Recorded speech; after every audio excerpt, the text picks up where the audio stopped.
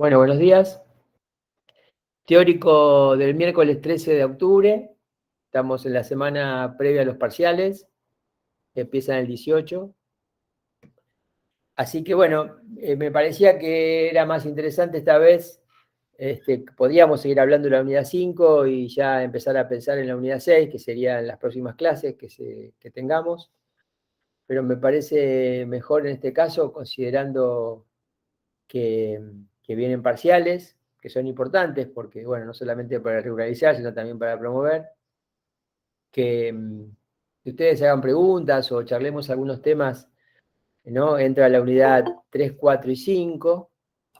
Profe, eso le quería preguntar, porque yo voy al práctico con Diego García. Yo le había preguntado ayer al profe en qué había quedado, si entraba hasta las 5 o si las 6 también, por el tema de que al principio del cuatrimestre nos habían dicho que las 6 entraba, pero dado que, bueno, habíamos perdido algunos teóricos, etcétera, no sabía si entraba o no, y Diego me dijo que todavía no había tenido la oportunidad de hablar con vos. Sí, sí, charlamos un poco anoche sobre el tema y acordamos que la 6 quedaría fuera, porque, bueno, porque no se dictó nada, a las 6 no se dictan los prácticos y yo no tuve oportunidad de tratar ninguno de los textos siquiera, ¿no? Si hubiéramos tratado por lo menos algún texto, podríamos decir entra a la unidad 6 con este texto, pero no entra ni siquiera, no hemos visto absolutamente nada, ni siquiera ninguna generalidad, ¿no? Así que la unidad 6 la vamos a dejar afuera del parcial, si entra en el final, obviamente. Y bueno, recomiendo especialmente, digamos, dedicación para estudiar el parcial a los que quieran promover, ¿no es cierto? Obviamente que ustedes consideren que si regularizan después pasan por otra instancia, que es un examen final. Si ustedes asistieron al teórico, tienen la asistencia al teórico y tienen una nota de 8, más de 8 en el primer parcial, pueden aspirar todavía a la promoción, pero en ese caso piensen que ustedes están resolviendo una materia con un parcial, ¿cierto? Es decir, es un parcial que seguramente, digamos, no va a ser totalmente superficial, ¿no? Digo, la corrección. Fundamentalmente para los que promueven, o sea, fundamentalmente para más de 8, digo, ¿no? Para 8 o más de 8. Después, bueno, sí, probablemente se pueda probar con menos, ¿no? Se aprueba con 6, así que en ese sentido no hay problema. Así que bueno, yo le propondría que me parece más interesante, podemos seguir hablando de la unidad 5, obviamente, ¿no? Digamos, alguna pregunta de la unidad 5 va a haber en el parcial, eso con toda seguridad, especialmente si no entra a las 6. Pero bueno, charlemos un poco, a ver qué dudas tienen, digamos, así se supone que ya tendrían que haber agarrado algún libro, pero supongamos que no hayan agarrado todavía ningún libro para el parcial, bueno, aunque sea, pueden tener preguntas globales, ¿no? Si no, puntuales, no hay problema. O sea, convirtamos este teórico en una charla más tipo clase de consulta y diálogos sobre todas las unidades que están en el parcial, y vamos a dejar después de la semana próxima, que es de parciales, vamos a dejarla después, cuando arranquemos de nuevo, hasta que terminen las clases, vamos a trabajar la unidad 6, especialmente para los que rindan, o para los que a lo mejor ya promovieron, pero bueno, están interesados en ver cómo cerramos la materia también. Puede ser un tema, ¿no? Así que bueno, los escucho. Hay una pregunta en el chat que ya la voy a repetir. A mí no me queda muy clara una frase que dice en tu ficha de la unidad 5, que dice, el gran otro en términos de demanda para el sujeto, el otro se convierte en un sujeto real. Ajá. Me deja pensando en el sujeto real. Sí, perfecto. Bueno, a ver, voy a explicar este punto. Este punto era sobre algo que en realidad ¿no? Podríamos haber trabajado, o bueno, podemos trabajar igual en este, en este teórico. Yo les voy a compartir pantalla, pero a ver, nunca sé bien cómo compartir toda su pantalla. Nunca sé muy bien cómo es, a ver. Eh,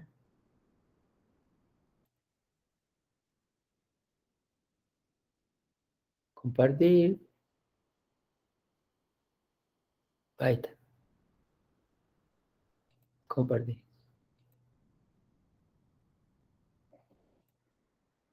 Esperen que algo está pasando por lo que no puedo compartir.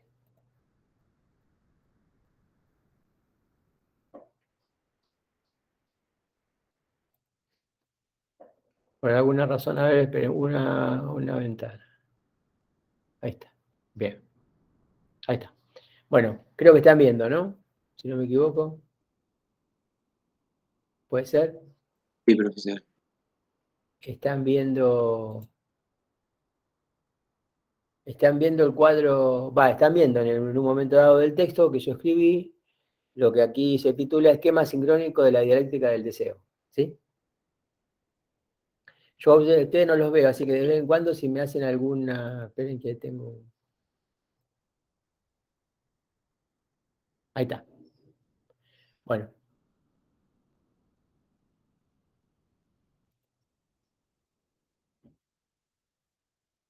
Ustedes están viendo en la pantalla entonces el esquema sincrónico de la dialéctica del deseo, ¿no? Este es un esquema que Lacan hace en estas clases que nosotros le hemos indicado como bibliografía obligatoria de la unidad 5.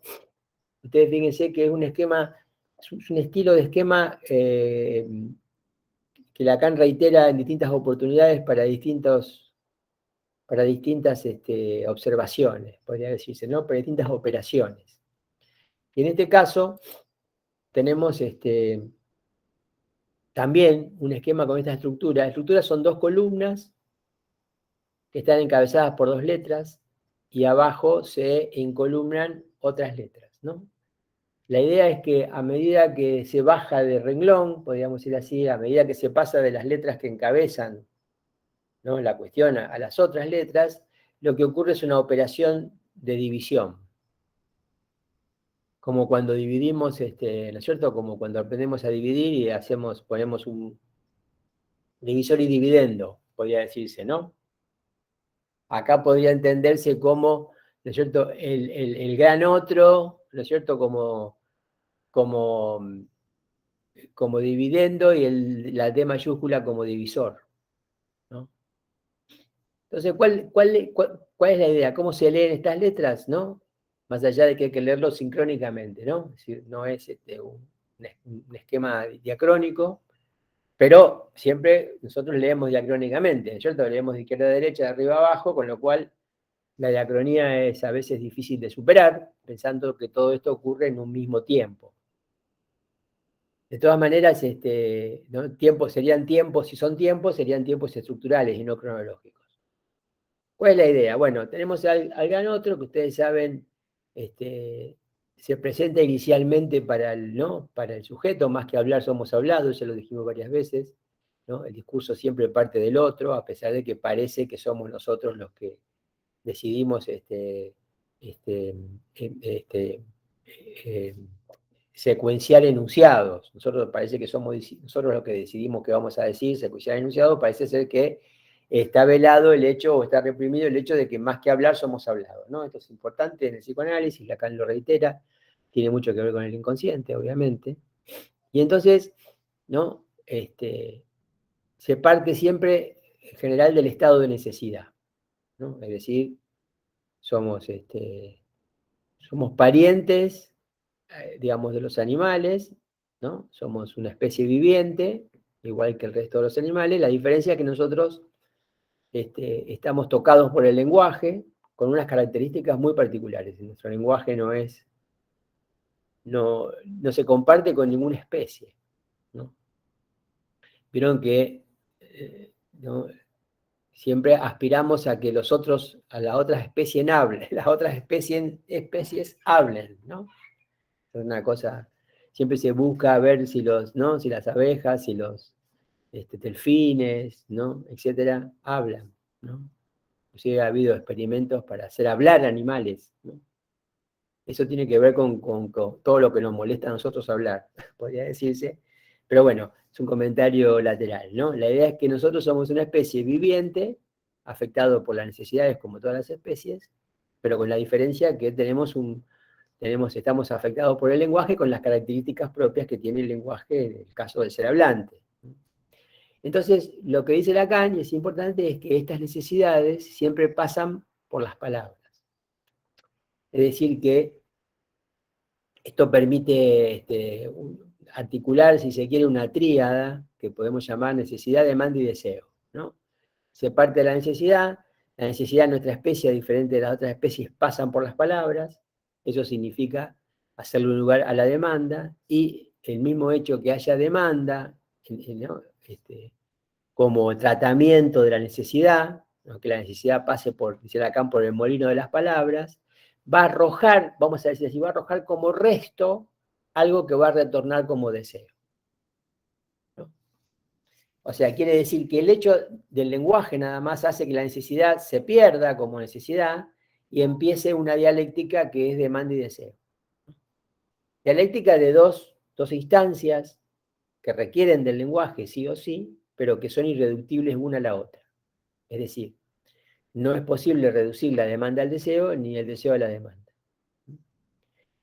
¿Qué es la demanda? Bueno, la demanda es el hecho de que hablamos, ¿no? De que somos una especie, ¿no? que gira alrededor del lenguaje, no solamente gira alrededor del lenguaje, sino que tenemos necesidad de hablar, ¿no es cierto? O sea, Lacan dice, no entiendo por qué los pacientes vuelven si no fuera que hablar les provoca un goce loco, ¿no?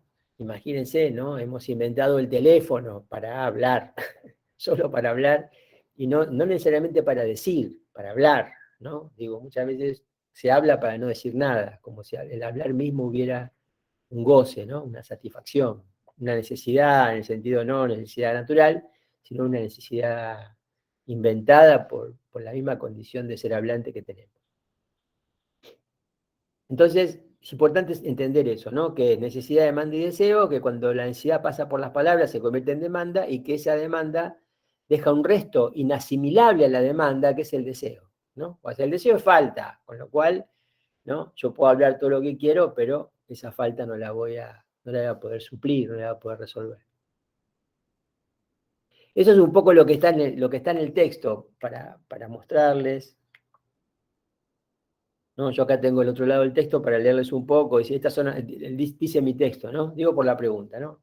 Estas son operaciones de la estructura, carentes de diacronía, se ubican exclusivamente en la sincronía. El gran otro corresponde, la A mayúscula corresponde con el gran otro, y la otra columna está encabezada por la D mayúscula y la demanda. Partimos de un estado de necesidad donde todavía no está involucrada la palabra. La necesidad, en el caso de los seres hablantes, pasa por el molino de las palabras y se convierte en demanda para luego reencontrar lo que llamamos el deseo. Necesidad, demanda y deseo es la tríada explicitada por Lacan para situar el deseo en relación con la necesidad, para lo que se requiere el paso obligado por las palabras. En la D mayúscula de la demanda, Lacan ubica en el esquema al sujeto. Ustedes fíjense que, ¿no es cierto?, que de la columna de la derecha, ustedes tienen la S, ¿no? La S de sujeto, en dos momentos diferentes. Una es sin barrar y la otra es barrado, ¿no? Después debajo de la D de la demanda aparece la D de la demanda tachada, y debajo de la D de la demanda tachada aparece la S del sujeto, y abajo de ahí aparece como, son todas operaciones, ¿no? Operaciones que concluyen en el sujeto barrado, ¿no? Que fíjense, no casualmente tiene enfrente el objeto A, ¿no? Ahora bien, lo que dice Lacan, y ahí voy a la pregunta, ¿no?, más. Sigo leyendo para llegar a la pregunta específica sobre el sujeto real, ¿no?, que es lo que está debajo de la A mayúscula. Ustedes fíjense que debajo de la A mayúscula está el sujeto con una letrita abajo tipo sub, y es R, la letra R, ¿no? Es decir, la R de real sería, ¿no? Por eso que ahí es sujeto real, ¿no? Entonces, dice el texto, ¿no? En la D mayúscula de la demanda, Lacan ubica en el esquema la S mayúscula en una posición subjetiva original, en la medida en que el sujeto entra en el significante. Es decir, el sujeto está alienado en la demanda, entra en el significante, no hay sujeto si no hay significante, ¿no? Y que haya significante significa ya el hecho de que la necesidad pase por las palabras. Esto hace que el sujeto esté en la demanda, digo en el texto, ¿no? Hay una operación de división entre una columna y la otra, de lo que resulta debajo de la A mayúscula del gran otro la inscripción de SR, el sujeto real. El gran otro, en términos de demanda para el sujeto, ¿no? ¿Se entiende, no es cierto? O sea, para el sujeto se trata de la demanda, ¿no? Esta es la demanda del otro, ¿no? Digo, no hay demanda sin gran otro. ¿Por qué? Porque Es el lenguaje mismo el gran otro, ¿no? Ahora bien, el gran otro en términos de demanda para el sujeto se convierte en un sujeto real, ¿no? Quiero decir, ¿cuál es la idea o el argumento, ¿no? ¿No? Somos una especie más con necesidades, ¿no? El sujeto, ¿no? El recién nacido, el niño, el bebé, se ubica, por supuesto, con las necesidades como las otras especies, pero en este caso dependiendo de un gran otro, ¿no es cierto? De la madre, llegado al caso, ¿no? Lo que dice Lacan ahí es justamente dependiendo de un sujeto real para lo que concierne a sus necesidades, aunque sus necesidades ya estén, por esa misma razón, modificadas por la demanda. Entonces, el gran otro en términos de demanda para el sujeto, el gran otro se convierte en un sujeto real. Se ubica alguien en ese lugar, entre comillas, ¿no? Ustedes saben que nosotros vamos a decir al final que el gran otro es un lugar. También lo es al principio, ¿no? Que no es un alguien. Pero bueno, en este caso, en la perspectiva de la demanda para el sujeto, aparece un sujeto real, es decir, se ubica alguien en ese lugar, ¿no? Por eso Lacan alguien, dice, un sujeto real. Esa idea del sujeto real es un alguien. Es un alguien que va al lugar del gran otro. Puede ser, casi generalmente lo es en el inicio de la vida, la madre. O quien hace su tarea, ¿no? Profe, perdón que lo interrumpa, pero o sea, no entiendo por qué se vale de la palabra sujeto en vez de decir, por ejemplo, es un otro o un gran otro real. O sea, me suena raro Bueno, que sí. use la palabra sujeto, siendo que la connotación que tiene la palabra sujeto. Lo que pasa, no, bueno, lo que pasa es que si dice sujeto real ya no es el sujeto del que hablamos normalmente, ¿no es cierto? Porque la palabra sujeto es amplia en ese sentido, ¿no? Otro real sería, ¿no? Habría que ver si es exactamente lo mismo, si no podría confundir. Me parece que es bastante claro. Ese sujeto real hay que interpretarlo como alguien en el lugar del gran otro. Alguien haciendo las veces del gran otro en la perspectiva de la demanda para el sujeto. Alguien, aquel que toma el lugar. Exacto, aquel que toma el lugar del gran otro, ¿no? Digo, la madre, ¿no? O cualquiera que cumpla esa función. Se entiende que partimos de la necesidad y que esa necesidad puede ser satisfecha o no, ¿no? Esa necesidad convertida en demanda puede ser satisfecha o no. Es decir, por ejemplo, ¿no? Puede aparecer, ¿no? Digamos, ante el hambre puede aparecer el pecho, o puede no aparecer, ¿no? Puede pasar las dos cosas. Puede haber pecho, puede no haber pecho, ¿no? ¿Se entiende? ¿Qué estamos diciendo? Por un lado, en términos de necesidad, sería simplemente, bueno, tengo hambre, el objeto que sacia el hambre es el pecho, la leche materna, ¿no? Por el lado de cuando ya esa necesidad pasa por la demanda, ya se convierte, como dice Lacan, en demanda de amor, ¿no? Es decir, si el otro me da de comer, cuando tengo hambre, me ama. Si el otro, cuando tengo hambre, no me da de comer, ¿no es cierto?, no me ama. ¿Se entiende? Que ahí entra a jugar el amor, que el amor no tiene nada que ver con la necesidad, no tiene nada que ver con el hambre en términos de necesidad biológica. Ya tiene que ver con algo que introdujo lo simbólico, el gran otro, y que se asienta en el lenguaje, en la relación con la demanda. Por eso dice, sigo leyendo a ver si se aclara. El gran otro, entonces, en términos de demanda para el sujeto, el otro se convierte en sujeto real. Si ubica a alguien en ese lugar, un sujeto real, por eso Lacan lo dice sujeto real, porque se ubica a alguien, ¿no? Un sujeto real, porque el otro no es un sujeto, y no es menos un sujeto real, es un lugar. Por eso, ¿no? Me parece que está bien decirlo sujeto real, porque significa, eso está vacío, ¿no? Es un lugar vacío. Si ubica a alguien ahí, un sujeto real, ¿no? Que responde o no a la demanda, dice el texto.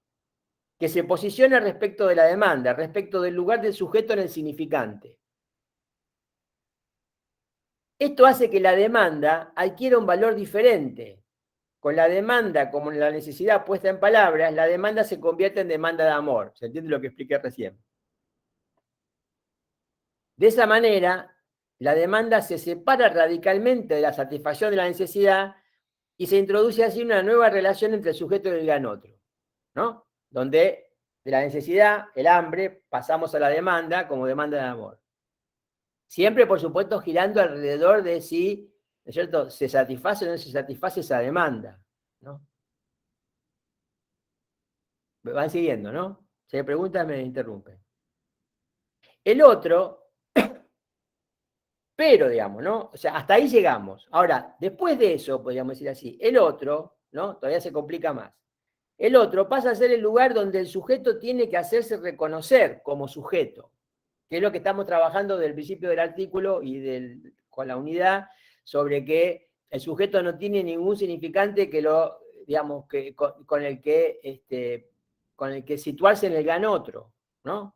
Esta idea de la debilidad del sujeto, esta idea de, ¿no es cierto?, que el sujeto no tiene ningún significante en el otro que le concierna a él como sujeto, que el sujeto respecto del otro es falta, ¿no? Ahí no hay ese significante que sería el del sujeto en el gran otro, ¿no? Es lo que venimos trabajando al principio, cuando decimos que el sujeto es rechazado del saber, ¿no es cierto? Y en el gran otro es falta, ¿no? No es algo, es una falta. El gran otro pasa a ser el lugar donde el sujeto tiene que hacerse reconocer como sujeto, hacerse reconocer ya no como demanda ni como amor, es decir, estamos en otro punto, que ya pasamos al deseo de esta manera, ¿no? De ahí la falta por la que el sujeto no puede situarse. Acá ya no se trata del gran otro, el sujeto real, sino del gran otro como lugar de la palabra, lugar donde nada real completa esa falta.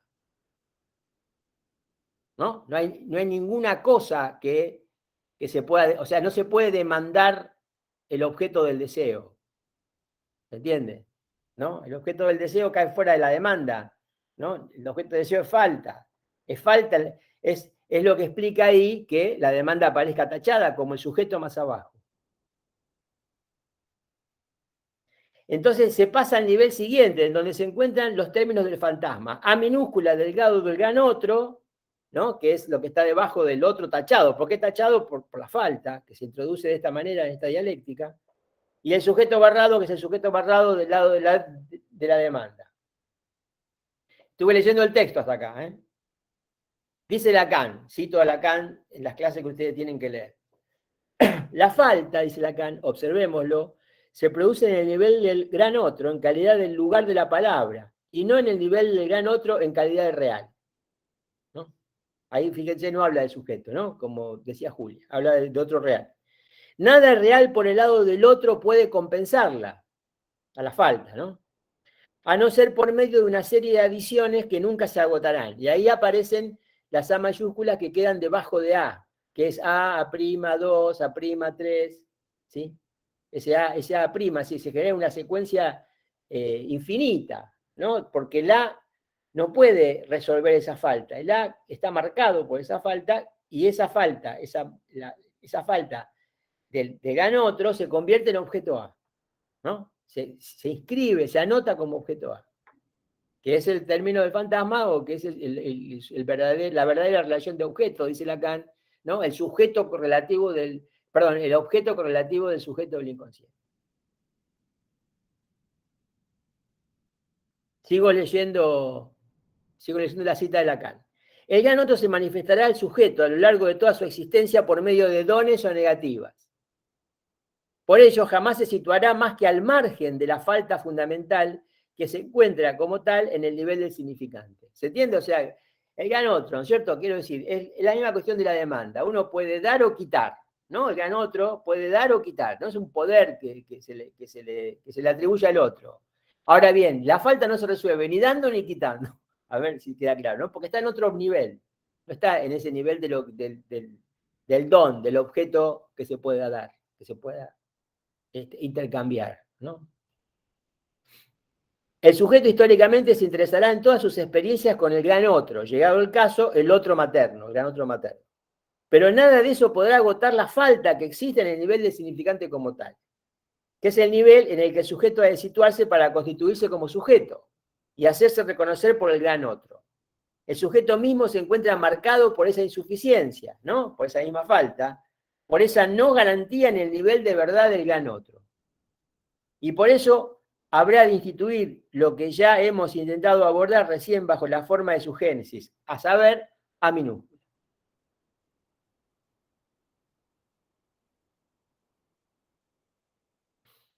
Bueno, no sigo adelante porque no aparece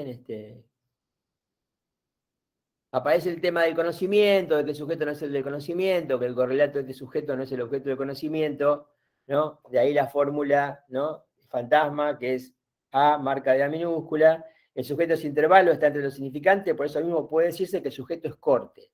El A, minúscula, que viene a sostener al sujeto en esta estructura, también tiene forma de corte, ¿no? ¿Qué significa que tiene forma de corte? Significa que no puede funcionar como objeto A ningún objeto que no tenga la forma del corte. Es decir, lo que le da calidad de A a un objeto es la forma. Y la forma es la forma del corte. Por eso que Lacan después pone, más adelante, yo lo digo en el artículo, pero lo retomo de las clases que ustedes tienen que leer, más adelante, ahí Lacan hace, digamos así, la lista de los objetos que tienen forma de corte, ¿no?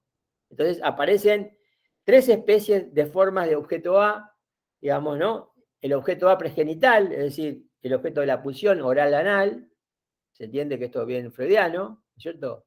El pecho es parte del niño, ¿no? Tiene forma de corte porque se separa del cuerpo del niño. El esíbalo, ¿no? Se separa del cuerpo, tiene forma de corte por la misma razón. Cuando decimos tiene forma de corte, también tenemos que pensar que deja una zona erógena, ¿no? Que deja un agujero en el cuerpo erotizado, ¿no? La boca, el ano, etc. Y después también Lacan lista el fi minúscula, el falo imaginario, que también, ¿no es cierto? Ustedes saben que, ¿no es cierto? Si uno piensa en el falo imaginario, no simbólico, es decir, ¿no? Lo que lo encarna es el pene, ¿no? Es separable del cuerpo, ¿no? Justamente, ¿no es cierto? Por distintas razones, ¿no? El pene se lo experimenta como separable. No es que haya que separarlo para lo que es la castración, pero sí, la castración imaginaria supone que el pene es separable, ¿no? En ese sentido, tiene forma de corte, ¿no? Y después dice también, lista Lacan como objetos.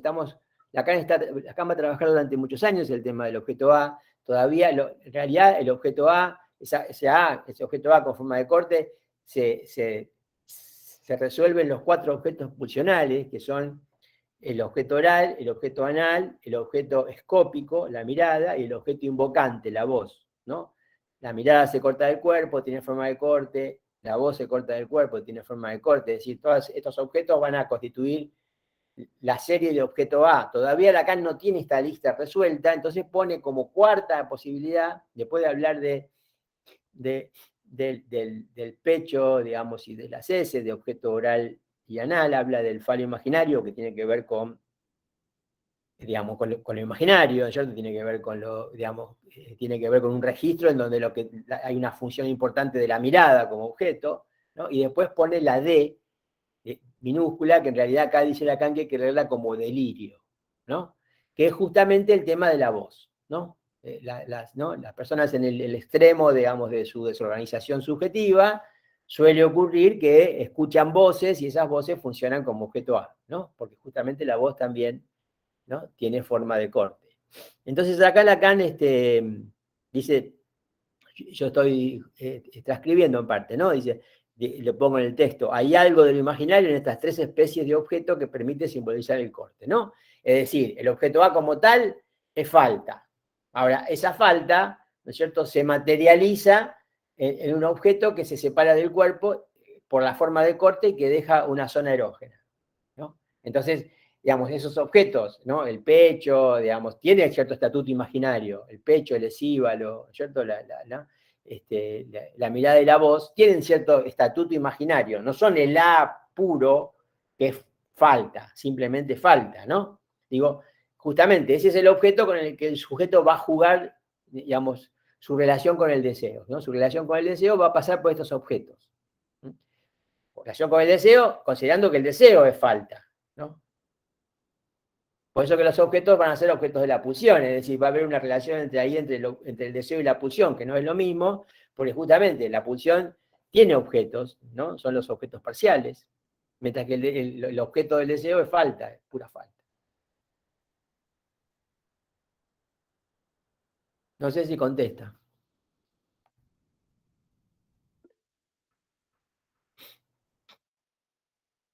Bueno, ¿alguna pregunta más? Esta era un poco una cosa que faltaba trabajar en el teórico de la unidad 5. Vino bien la pregunta de Julia. No sé, Julia, si está bien. Por lo menos lo del sujeto real se entendió.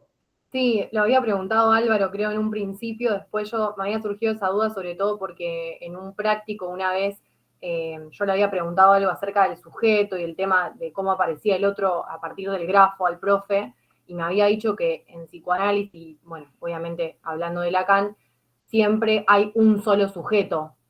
Entonces me sonó raro que aparezca como sujeto real Claro, en lugar del otro. se entiende. Bueno, perdón Álvaro, que como Julia intervino después, pensé que la pregunta era de ella. Pero bueno, sí, la pregunta fue de Álvaro, que yo no vi bien que la hacía, y después, bueno, Julia intervino y entonces ahí se armó esta confusión. Sí, claro, efectivamente, ¿no es cierto? ¿No? Para decirlo de alguna manera, ¿no? El otro es un lugar, ¿no? Al que puede ir a la lista o no, al que va la madre en algún momento, ¿no? Al que también puede ir el padre, ¿no? Digo, es un otro siempre disimétrico, ¿no? Con respecto al sujeto, no es un otro simétrico, porque si fuera simétrico sería un pequeño otro. También la madre funciona como pequeño otro, el analista funciona como pequeño otro, ¿no? Digo, no es que, por eso digo, es importante, no es que la madre es el gran otro o el analista es el gran otro. Eso hay que sacárselo a la cabeza porque es una mala reducción didáctica que se hace a veces en el psicoanálisis para enseñar cómo funciona un psicoanálisis, por ejemplo, que el analista ¿no? encarna al gran otro y va al lugar del gran otro siempre. Esto no es así, es un lugar vacío, que efectivamente se puede estar ocupado en determinadas circunstancias por un sujeto real, para decirlo en los términos de lo que estamos viendo. Ese sujeto real, ¿no? Que no es un sujeto del inconsciente. Cuando se dice ahí sujeto real, se dice un alguien, ¿no? Se dice alguien que materializa ese lugar, ¿no? Que le presta el cuerpo a ese lugar, el analista, la madre, etc. Ahora bien, sujeto, como sujeto del inconsciente, ¿no? El sujeto del análisis, el sujeto en el análisis, ¿no? Es uno solo, ¿no? Esto es muy importante porque entonces con esto Lacan evitó que se pensara muchas cosas que desvían. Por ejemplo, un psicoanálisis no es un diálogo. No es un diálogo, no es un intercambio, no es una conversación. Porque no hay dos sujetos, hay uno solo, ¿no? Y en todo caso, si el analista va a algún lugar, ¿no? Va al lugar de objeto A para el sujeto que se analiza, no es otro sujeto, ¿no? A veces va al lugar del gran otro y otras veces, ¿no? Con suerte va al lugar del A, es decir, es el objeto con el que el sujeto juega su cuestión en la perspectiva del deseo. Ahora, ¿por qué decimos que hay un solo sujeto? Porque el sujeto es el que habla, y en un análisis el que habla es el sujeto, el que se analiza. El analista no habla. No decimos que no abre la boca, que no dice alguna vez alguna cosa, pero no habla, ¿se entiende? Es decir, no habla significa no cuenta sus cosas, no da su opinión, no da ninguna indicación de ningún tipo, no podría hacerlo, no sabe nada del que se analiza, solamente, vamos a decir así, lo escucha. No tiene otra posibilidad más que escucharlo, ¿no? Y escucharlo es eso, escucharlo no es comentarlo, no es opinarle, es simplemente hacerle una devolución de lo que escucha cuando escucha algo, ¿no? A veces puede ser que no escuche nada, porque también puede ser que se hable para no decir nada. En general es cuando, ¿no? Cuando se habla y dice algo, por eso que momentos privilegiados de intervención del analista, ¿no? Digo, muchas veces intervenciones muy pavas, pero de intervención analista son los sueños, los olvidos, los lapsus, ¿no? Es decir, el analista ahí está bien que pregunte, ¿no? Que pregunte qué se le ocurre con el sueño, que pregunte alguna cosa, que lea algún significante, algún símbolo, ¿no? Que haga una cuestión con un símbolo, ¿no? En un sueño, pensando que siempre el símbolo se apoya en un significante, que no es una representación imaginaria de nada, ¿no? Es decir, hay un solo sujeto. Pero eso después de un largo proceso en el que Lacan viene trabajando la estructura. Es en la estructura que hay un solo sujeto. O sea, hay dos personas que se reúnen, ¿no?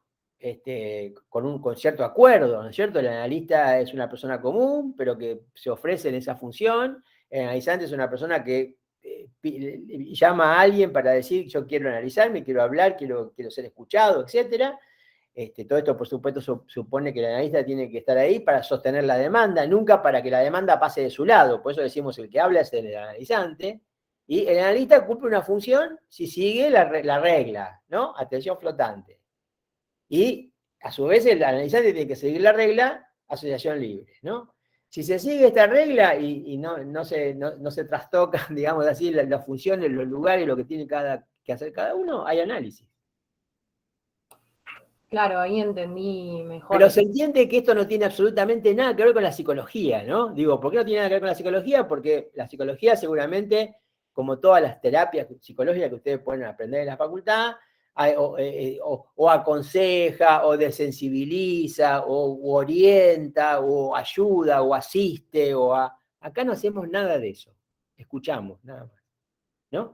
Y que lo que le devuelve, lo que le vuelve por el hecho de tener a otro escuchándolo a uno, a veces mucho tiempo sin nada que decir, sin ni siquiera una ayuda o un apoyo, porque también tiene que ver con esto, la tarea, y viene la fama de los analistas que no decimos nada, eso hace que en algún momento uno se empiece a escuchar a sí mismo, ¿no? Digo, como nunca se había podido escuchar antes.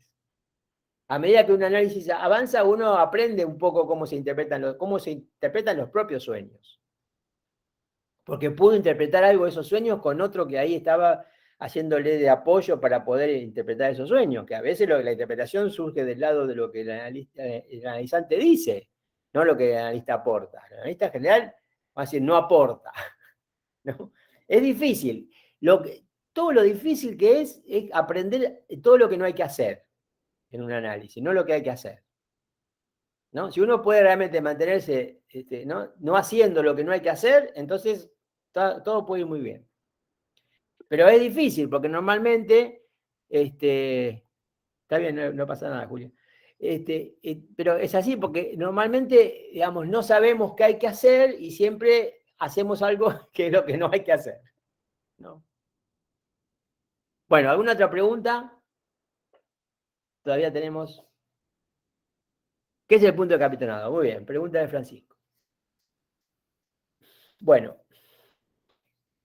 a ver, ustedes recordarán que la instancia de la letra, en algún momento dado, cuando Lacan está desarrollando todo el tema de cómo se arma la cadena significante, fundamentalmente, ¿no? Ustedes saben que en realidad hay dos series, podemos decir así, ¿no? Una serie por sobre la barra, que es la serie de los significantes, y una serie por debajo de la barra, que es la serie de los significados, ¿no? En general hay dos series. Y la barra divide estas dos series. Lo que es importante de cómo se pudo aislar el significante es la función de la barra, ¿no? Que separó el campo semántico de un campo asemántico, elementos que no tienen sentido, que solamente se pueden combinar, que es lo que está en todos los textos que vimos al principio, ¿no? Especialmente psicoanálisis cibernética, por ejemplo. Ahora bien, surge todo un problema de cómo el significante pasa al significado, es decir, cómo estas dos series se articulan, ¿no? Cómo estas dos series se conectan. Entonces, por ejemplo, Saussure hace una propuesta diciendo que hay una especie de flujo sonoro, ¿no? Por arriba o por debajo, no importa, de la barra, ¿no?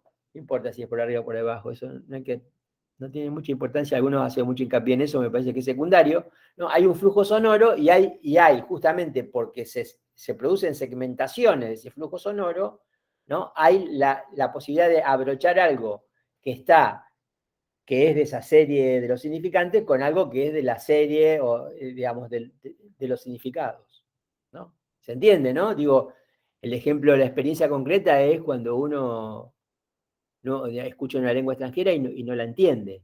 ¿Qué escucha? Un flujo de sonidos, flujo sonoro. No puede hacer las particiones. Si se pudiera hacer las particiones, ¿no? Reconociendo palabras, estructuras sintácticas, verbos, etcétera, uno empezaría a entender lo que dice, o sea, empezaría a producir una significación de ese flujo sonoro. O sea que la experiencia inmediata es, ustedes por ejemplo empiezan a aprender alemán y aprendieron algunas palabras y de pronto ven una película en alemán y de pronto dicen, ahí dijo Risti, qué sé yo, ¿no? Ahí saludó, ¿no? Pero después no entienden más nada, porque tienen pocas palabras y porque manejan poco la posibilidad sintáctica, de la estructura sintáctica. A medida que uno aprende, empieza a segmentar mejor y cuando nosotros estamos todo el tiempo segmentando. Si no, lo mío que ustedes escucharán sería un flujo sonoro, ¿no? No es un flujo sonoro porque se producen las segmentaciones que son los significantes y eso genera la posibilidad de un efecto de significación, ¿no? Que es a lo que apuntamos. ¿Qué pasa? Saussure pensaba que todo consistía solo en esta especie de segmentación, ¿no? Que hacía que se juntara algo de una cadena, de una serie, la de arriba con la de abajo, ¿no? Algo ¿no? de lo que pasaba arriba de la barra como significante con lo que pasaba debajo de la barra como significado. Viene acá y dice, bueno, no es tan simple. ¿Por qué? Dice, porque para producir la significación hay un efecto de anticipación y retroacción. Por ejemplo, ¿no? Cosa que también podemos ver que experimentamos. Para entender una frase, esperamos que la frase concluya, ¿no? Hay una especie de suspensión, de espera, ¿no? Hasta que llega a la conclusión. Porque uno empieza primero a poner un significante detrás de otro, pero cada vez que yo agrego un significante, eso modifica retroactivamente el sentido, ¿no? Por ejemplo, si yo empiezo a hablar del mar, no se sabe si yo estoy hablando del mar literalmente o metafóricamente. Así que hay que esperar cómo sigue, ¿no? ¿No? Si yo digo un mar de problemas, evidentemente que mar no tiene nada que ver con el mar literalmente ¿no? de gran masa de agua, ¿no? Significa muchos problemas, ¿no? Ahora, si yo digo un mar y y concluyo algo que tiene que ver con, ¿no? Un mar que está lleno de peces y que, ¿no? Los pescadores están contentos porque, ¿no? Porque cada vez que tiran la red, ¿no? Saben que comen, ¿no? Yo estoy hablando del mar literalmente que no tiene nada que ver con el mar metafóricamente tratado. Bueno, quiere decir que la significación uno la cierra cuando concluye, ¿no? ¿Qué significa? Que hay una espera y hay una especie de digamos, anticipación, en el sentido de que uno va hacia, ¿no? Hay algo que está extensionado hacia a lo que viene, y, ¿no? A lo que viene de un lugar que está situado imaginariamente delante, y cómo cuando uno llega a ese punto, desde ese punto, como yo decía, cuando se termina la frase, cuando se concluye el sentido, ese punto retroactivamente se significa, se produce el efecto de significación, que involucra todos los elementos anteriores ya enunciados, ya dispuestos en orden, dispuestos ya secuenciados. A eso Lacan lo llama punto de capitonado, ¿no? Es decir, esa cuestión que hay entre anticipación y retroacción. Ustedes este punto de capitonado, si ustedes quieren algo más que solamente esta definición, que vale lo que vale y que es una introducción, ustedes lo van a encontrar en el grafo del deseo, ¿no?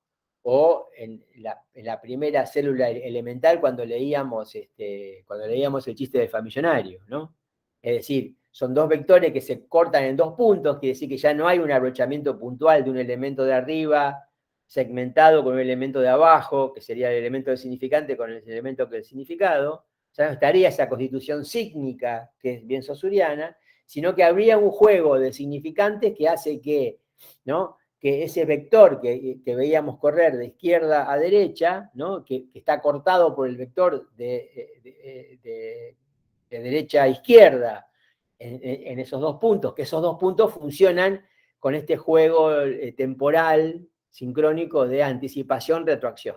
Es decir, hay una diacronía de cómo se van encabalgando los elementos, pero sincrónicamente, en el momento de la puntuación, hay una retroacción que hace que se cierre el efecto de significación. A eso se lo llama punto de capitonado.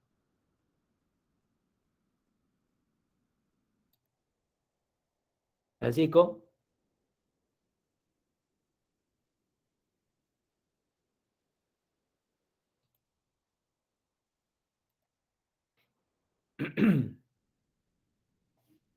¿Se entendió? Perfecto. Bueno, me alegro.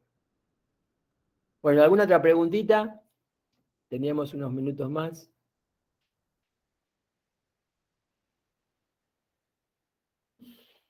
Puede ser de algunas cosas que no hemos tratado en el teórico, ¿no? Porque prácticamente la unidad, hemos visto unidad 1 y 2, ¿no? Fundamentalmente al principio del primer cuatrimestre.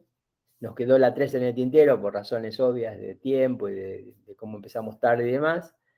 Entonces decidimos que eran 3 y 4, fundamentalmente 3 y 4 en el práctico y 5 en el teórico, y yo también di algunas cosas del 4, si no recuerdo mal, ¿no? Pero bueno, puede haber quedado dudas incluso de cosas que vieron en el práctico, no hay problema que las discutamos acá.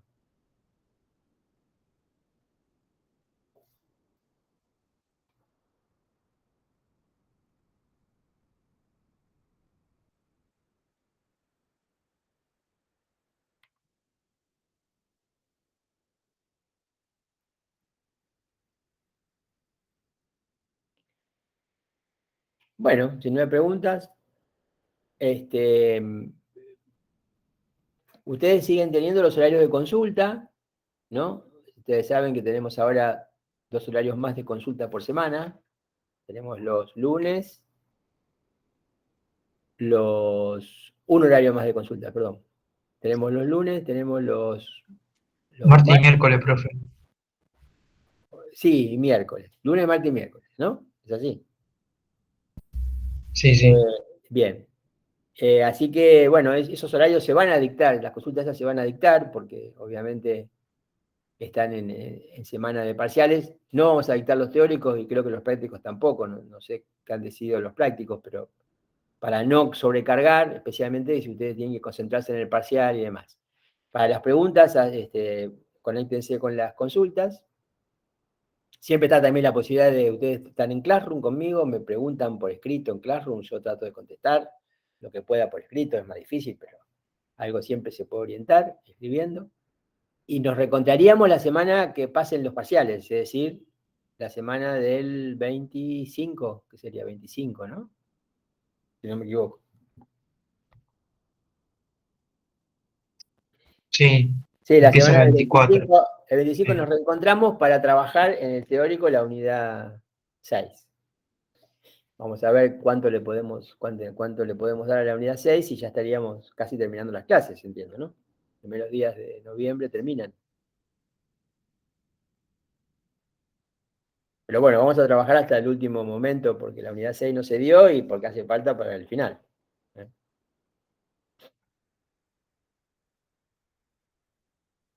Así que bueno, si no hay dudas, preguntas, nos vemos después de los parciales, ¿sí? O conmigo en las consultas cuando toque. Muchas gracias, Bueno, profe. profe. Gracias a ustedes. Profe, gracias. Gracias, profe. Hasta luego. Hasta luego. Gracias.